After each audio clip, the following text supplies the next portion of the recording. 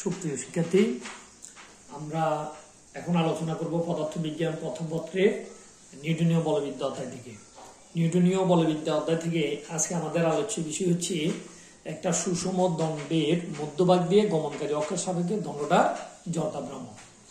তোমরা একটু ভালো করে খেয়াল করো, চিত্রটার দিকে দেখলে বুঝতে পারো। মনে করি এবি একটা দণ্ড, এবি দণ্ডের মধ্যভাগ দিয়ে গমনকারী ফিকিউ একটা অক্ষ। দেখো ফিকিউ একটা অক্ষ, এই ফিকিউ অক্ষের সাপেক্ষে দণ্ডটা যদি এইভাবে ঘুরে, দেখো এই যদি ফিকিউ অক্ষের সাপেক্ষে দণ্ডটা এইভাবে ঘুরলে এই দণ্ডটা জড়তা ভ্রামক আমাদেরকে নির্ণয় করতে হবে। তো জড়তা ভ্রামক নির্ণয় করার জন্য আমাদেরকে কিছু একটা কাজ করতে হয়। কাজটা কি? কাজটা হচ্ছে আমরা ফিকিউ অক্ষ থেকে এক্স দূরে ডিএক্স দূরে একটা ক্ষুদ্র ফালি কল্পনা করতে হবে। আর যেহেতু ফিকিউ অক্ষটা আমাদের দণ্ডের মধ্যভাগ দিয়ে গমন করছে, তাহলে ফিকিউ দণ্ডের বাম দিকের অংশ, এটাকে আমরা সীমা যদি ধরে, এটা হচ্ছে -L/2, আর পিকিউ দণ্ডের ডান দিকের অংশ L/2, এটা হচ্ছে +L/2, এটা হচ্ছে -L/2। কারণটা হচ্ছে কি, যেহেতু দণ্ডের মধ্যভাগ দিয়ে গেছে, তাহলে এই পিকিউ অক্ষ দণ্ডকে সমান দুই ভাগে ভাগ করছে।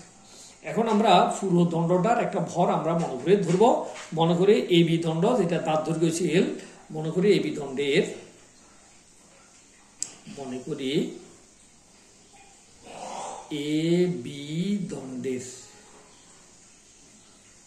এবি দণ্ডের দৈর্ঘ্য হচ্ছে L, দৈর্ঘ্য L এবং ভর হচ্ছে কত? M, ভর হচ্ছে ক্যাপিটাল। আমরা এটা মনে করে ধরছি। তাহলে এবি দণ্ডের দৈর্ঘ্য যদি L হয়, ভর যদি M হয়, তাহলে L দৈর্ঘ্যের দণ্ডের ভর, L দৈর্ঘ্যের দণ্ডের ভর হচ্ছে কত? M। L দৈর্ঘ্যের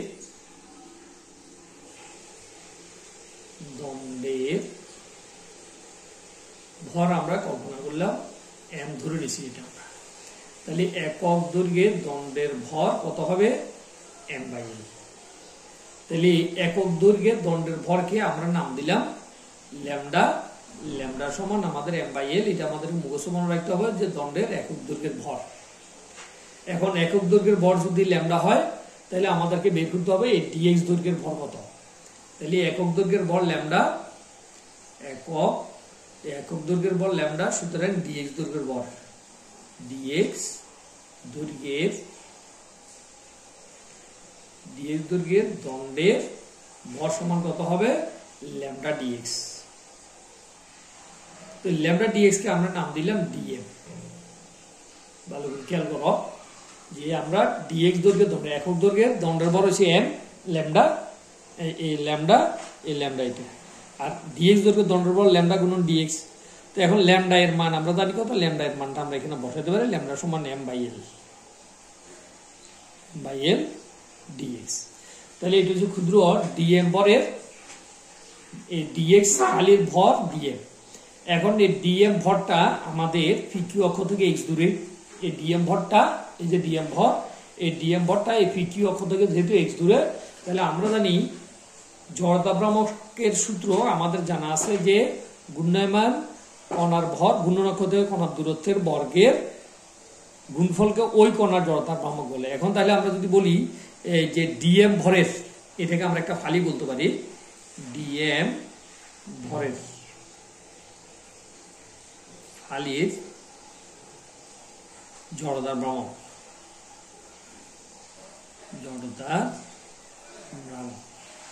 তাহলে ডিএম ভরের ফালির জড়তা ভ্রামক সেটা ক্ষুদ্র হবে, সেটাকে নাম দিলাম ডিআই।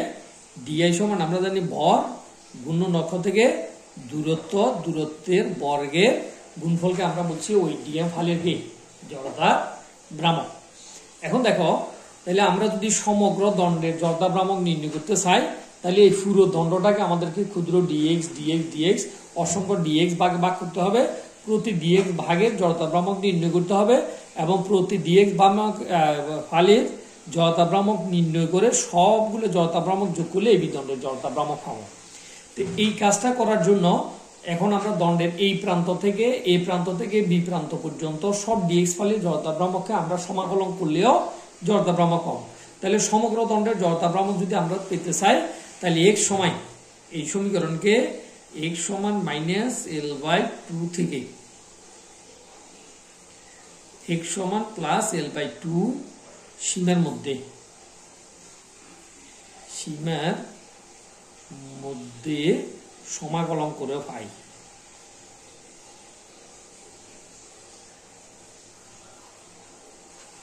কোন সমীকরণকে? এটাকে যদি আমরা একটা সমীকরণ দিয়েও রাখি, এটা হচ্ছে 1 নং, তাহলে আমরা এখানে লিখবো 1 নংকে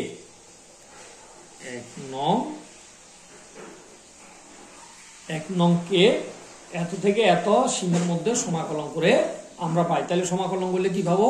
ইন্টিগ্রেশন অফ ডিআই। তাহলে ইন্টিগ্রেশন অফ ডিআই সমান এখানেও integration of DM x square. সমাকলনের সীমা হবে -l/2 থেকে +l/2, এই সীমার ভিতরে আমরা সমাকলন করছি। এখন ডিআই কে সমাকলন করলে আমরা জানি আই পাওয়া যাবে, আর ডিএম এর মান আমাদেরকে বসাই দিতে হবে। ডিএম সমান আমরা জানি কত? m/l ডিএম এর মান into DX into X square. এখন এটাকে যদি আমরা, যেহেতু সমাকলনের -l/2 থেকে সমাকলনের সীমা +l/2, এখন এখান থেকে আমাদের m/l হচ্ছে ধ্রুবক, এটাকে আমাদেরকে বাইরে সমাকলনের সীমার বাইরে, চিহ্নের বাইরে নিয়ে আসতে হবে। তাহলে m/l সমাকলন -l/2 থেকে +l/2 এক্স স্কোয়ার ডিএক্স। এখন এই সূত্রটা আমাদের জানা আছে, integration of x to the power n dx এর সূত্র হচ্ছে x এর উপরে n+1, নিচে n+1। সেই সূত্রটাকে যদি আমরা এখানে প্রয়োগ করি, তাহলে m/l যেভাবে আছে এইভাবে থেকে যাবে। এখানে হবে x এর উপরে 2+1, নিচে হবে কত? 2+1। সমাকলন সীমা -l/2 থেকে +l/2।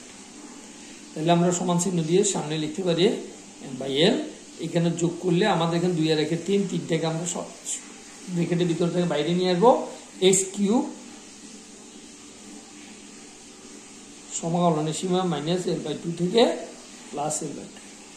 এখন এই সমাকলনের সীমাটা আমাদেরকে কি করতে হবে? বসাতে হবে। m thrice l x³ l/2 -l/2। এখন সমাকলনের আপার লিমিট হচ্ছে কত? আপার লিমিট হচ্ছে l/2। তাহলে এই m/thrice l যেভাবে সেভাবে বসে যাবে। আপার লিমিট আমাদেরকে আগে বসাইতে হবে। তাহলে আপার লিমিট বসাইলে কত হবে? l/2 তার উপরে কত? হোল কিউব মাইনাস, এখানে x জায়গাতে একবার l/2 বসবে, লোয়ার লিমিট -l/2 বসবে, তার উপরে কিউব। তাহলে এখানে আমরা সমাকলনের সীমাটা বসাই দিয়েছি। তখন সমাকলনের সীমা বসালে থার্ড ব্র্যাকেট চলে যাবে এবং x জায়গাতে আমরা মানগুলো বসাই দিলে x চলে যাবে ওখানে। এখন এখানে আমরা ক্যালকুলেশন করলে কি পাই? দেখো m/thrice l, এখানে হিসাব করলে এখানে পাবো কত? l³/8, আর নিচে এখানে মাইনাস মাইনাসে প্লাস হয়ে যাবে l³/8। এখন আমরা যদি যোগ করি l³/8 যোগ করলে 2l³/8 হবে। তাহলে এখানে আমরা যোগ করলে রাশি পাবো, এটা দেখো, যোগ করলে পাবো m/thrice l 2l³/8 পাবো আমরা। এখন 2l³/8, এখানে আমাদের l³ থেকে l একটা কাটা যাবে, নিচে আছে দেখো, আর এখানে ভাগ করলে 4 দ্বিগুণা কত? 8। তাহলে দেখো ক্যালকুলেশন করে আমরা কি পাচ্ছি? ক্যালকুলেশন করে পাচ্ছি উপরে আছে m/l², আর নিচে আছে কত? 3×12। তাহলে আমরা এটাকে লিখতে পারি 1/12 m/l²। তাহলে এটা হচ্ছে যে কোনো একটা দণ্ডের মধ্যভাগ দিয়ে গমনকারী অক্ষের সাপেক্ষে দণ্ডটার কি জড়তা প্রমাণ। এটা আমাদেরকে একদম মুখস্থ মনে রাখতে হবে। এটা যদি আমরা ভুলে যাই তাহলে আমরা এখান থেকে অঙ্ক করতে পারবো না, চাইলে আমরা অঙ্ক করতে পারবো না। এখন এখান থেকে আমরা যে জিনিসটা বুঝতেছি, যদি আমার দণ্ডটার ভর যদি আমি অপরিবর্তিত রাখি, ভর যদি স্থির রাখি, তাহলে দণ্ডটার ভর স্থির থাকলে দণ্ডটার দৈর্ঘ্যকে যদি আমি পিটাই, এটাকে ধরো দ্বিগুণ করলাম, তাহলে দ্বিগুণ করলে আমার জড়তা ভ্রামক কত হবে? জড়তা ভ্রামক 60 গুণ হবে। কি কারণে? কারণ আমরা জানি যে জড়তা ভ্রামক হচ্ছে দণ্ডের দৈর্ঘ্যের বর্গের কি সমানুপাতিক। তাহলে কোন একটা দণ্ডের জড়তা ভ্রামক আয় ওই দণ্ডের দৈর্ঘ্যের বর্গের সমানুপাতিক। তার মানে দৈর্ঘ্য যদি দ্বিগুণ করি জড়তা ভ্রামক 4 গুণ হবে, দৈর্ঘ্য যদি আমরা 3 গুণ করি তাহলে 3 3 9 গুণ হবে।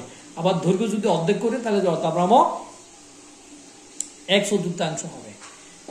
দৈর্ঘ্য অর্ধেক করলে কত হবে? 1/4 হবে। দ্বিগুণ করলে 4 গুণ হবে। এটা আমাদেরকে বুঝে মনে রাখতে হবে।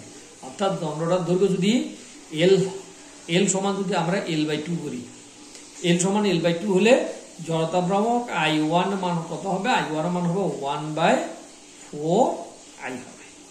তাহলে এগুলো পরীক্ষাতে তোমার এমসিকিউতে হবে যে কোন একটা দণ্ডের দৈর্ঘ্য ভর অপরিবর্তিত রেখে দৈর্ঘ্যকে অর্ধেক করলে জড়তা ভ্রামক নিচের কোনটি? তাহলে 1/4 অথবা আমাদেরকে ওখানে দিতে পারে 100/3 অর্ধেক, 2/3, 300/3 এভাবে দিতে পারে। তো ধন্যবাদ সবাইকে। সবাই ক্লাসটা ফলো দিয়ে রাখবা।